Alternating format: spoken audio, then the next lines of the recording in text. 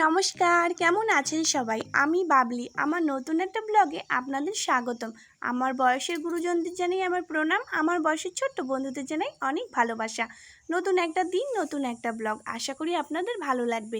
আর সকালবেলা এই যে গাছটার উপরে একটু চোখ পড়লো আমার। গাছটা এত সুন্দর দেখা যাচ্ছে না, সেটা বলে বিশ্বাস করাতে পারবো না। এটা মনে হয় পাতাবাহার গাছ। তো যদি এটার অন্য কোনো নাম থাকে আমাকে প্লিজ জানাবেন। তো এই গাছটা আমি লাগিয়েছিলাম অনেক দিন আগে। এখানে যখন আমাদের পুরনো কল ছিল, সেই কলের যে জলটা যেত যে লাইনটা দিয়ে, সেই লাইনের পাশে আমি জাস্ট একটা ডাল পুঁতে রেখেছিলাম।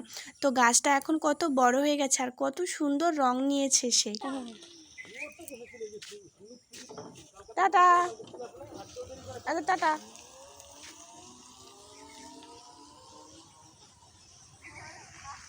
ব্যাস, রিক্তা স্কুল চলে গেছে। এখন আমার পালা হচ্ছে ঘর বাড়িগুলোকে সুন্দর করে মুছে তাড়াতাড়ি করে ঠাকুর ঘরে যাওয়া। আর ছোটো সোনামা ওদিকে ঘরে ঘুমানো রয়েছে। রাধে রাধে, সুপ্রভাত। দেখি উঠে পড়ো, উঠে পড়ো।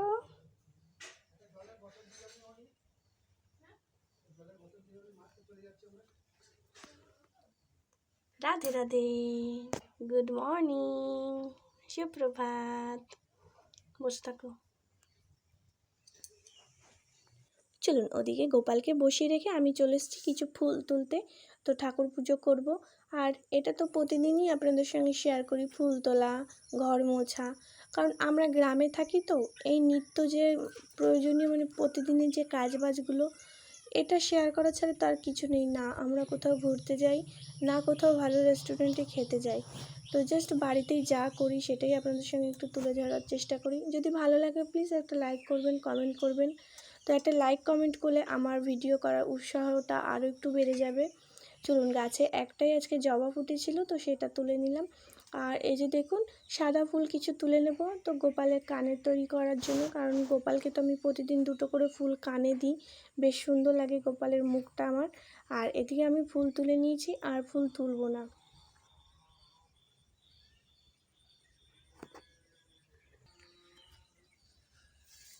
ব্যাস, ফুল তোলা কমপ্লিট। আর সাজের মধ্যে দেখুন নানান রকমের ফুলগুলো কি ভালো লাগছে দেখতে। আর আপনাদের কোন ফুলটি ভালো লেগেছে আজকে অবশ্যই আমাকে কমেন্ট করে জানাবেন। চলুন, ঠাকুর ঘরে চলে এলাম, এবার ঠাকুর পুজো করে নিই। ব্যাস, এদিকে ভোলে বাবার মাথায় জল ঢালা হয়ে গেছে।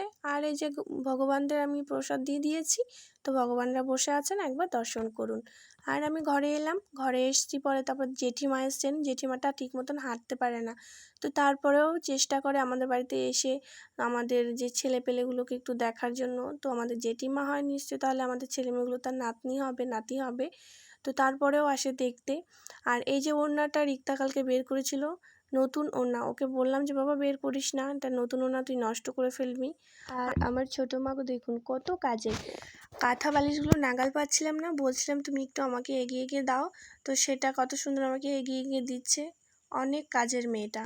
আর এই যে দেখুন, সুন্দর করে বিছানাটা গুছিয়ে নিলাম। আর জেঠিমা ওদিকে বাড়ি চলে গেলেন।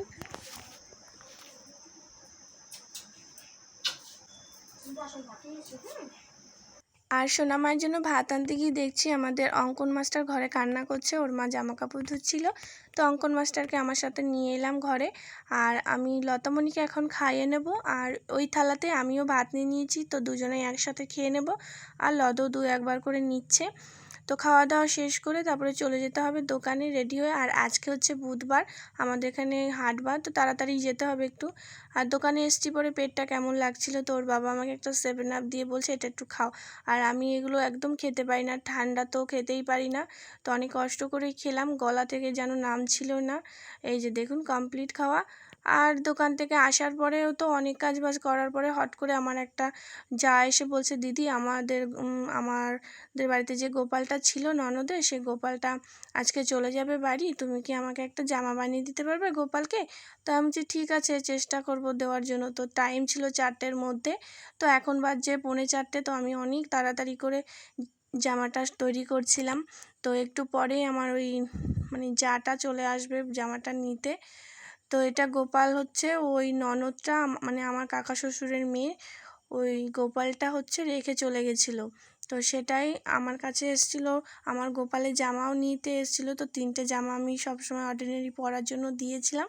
আর আজকে গোপালকে নতুন একটা জামা গিফট করতে চেয়েছে, তো সেটাই আমার কাছে এসে বলেছে যে দিদি একটা জামা বানিয়ে দাও না, তাড়াহুড়া করে গোপালটা বাড়ি চলে যাবে, একটা জামা যদি দিতে না পারি কেমন একটা লাগে। আমরা যেমন কোথাও বেড়াতে গেলে একটা জামা প্যান্ট একটা মানুষকে দেওয়ার চেষ্টা করি, তো ও সেটা মনে মনে ভেবেছে যে না দিতে পারলে মনটার ভেতরে খুঁতখুত করবে, তুমি একটা প্লিজ আমাকে জামা বানিয়ে দাও। আর এই যে দেখুন গোপালের জামাটা কেমন হয়েছে অবশ্যই আমাকে কমেন্ট করে জানাবেন, ভালো লাগলে একটা লাইক করবেন। তো চাটা আমার বসে আছে খাটে, তো জামাটা আমি তাড়াতাড়ি করে কমপ্লিট করে দিচ্ছি। তো ওকে বসিয়ে রেখেই আমি ভিডিওটা নিচ্ছিলাম, যে এত কষ্ট করে বানালাম একটু আপনাদের সঙ্গে শেয়ার করি। ঘরে প্রচণ্ড গরম ছিল, ওই কারণে আমরা সবাই মিলে একটু বাগানে বসছি, আর রিক্তা ওদিকে বই নিয়ে বসছে, তাই একটু পাশে এসে বসেছি যে কি পড়াশোনা করে একটু দেখি। আরে দিল দিদির বই সব ফেলে।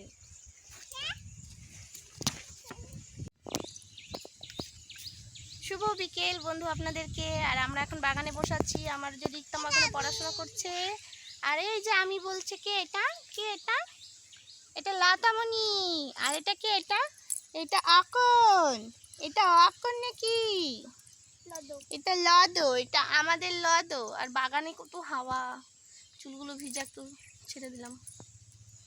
এই যে লদো, বলে দাও তো, বলে দাও লদো, বলো আমি লদো, বলো আমি লদো।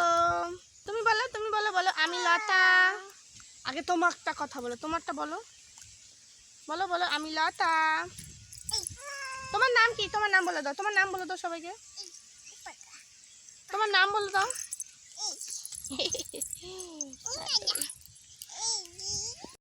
দাঁড়া, ওখানে ধরিস না, নেটের মধ্যে দেখ পাখিটা বেঁধে মরে গেছে, কখন মরলো কি জানি, দেখলে ছাড়িয়ে দেওয়া যেত। চল সরাই। বাবা একটা শালিক পাখিকে ছাড়িয়ে দিয়েছে, মানে আবার এরকম করে জালে বাঁধিয়ে দিয়েছিল। সারাদিনে কত যে বাঁধে, ওখানে ওইখানে দুটো বেঁধেছে। ও মনে হয় আসে, মনে হয় আর এসে ভাবে মনে হয় ভেতরে ঢুকবে, ঢুকে মনে হয় জালে বেঁধে যায়। পাখিটাকে দেখে লতামণির মনে নানান রকমের প্রশ্ন জেগেছে। তো তারপরে এখানে আমরা একটু বসে আছি, তো এরা দুজনা ঘাসের মধ্যে একটু গড়াগড়ি করছিল বিকেল টাইমটায়। এখন বাজছে 10টা, আর সন্ধ্যা থেকে তো পড়াশোনা সবই হয়েছে, খাওয়া দাওয়া হয়েছে, সেগুলো শেয়ার করিনি। আর এখন আমরা ম্যাচিং ড্রেস পরে কোথায় যাব বলুন তো, এখন চলে এসেছি রথের মেলাতে। তো ওর বাবা দোকান থেকে এসছে, তো তারপর আমরা রথের মেলাতে এসেছি। আর এখানে আমাদের গ্রামের যে সাংস্কৃতিক অনুষ্ঠান সেগুলো হচ্ছিল, খুব সুন্দর সুন্দর প্রোগ্রাম হচ্ছিল। আমরা যেহেতু গ্রামে থাকি, তো সেরকমভাবে তো জাঁকজমকভাবে তো আমাদের এখানে দোকান বসে না, ওই একটা এগরোল ফুচকা জাস্ট এইরকমই দোকান বসে।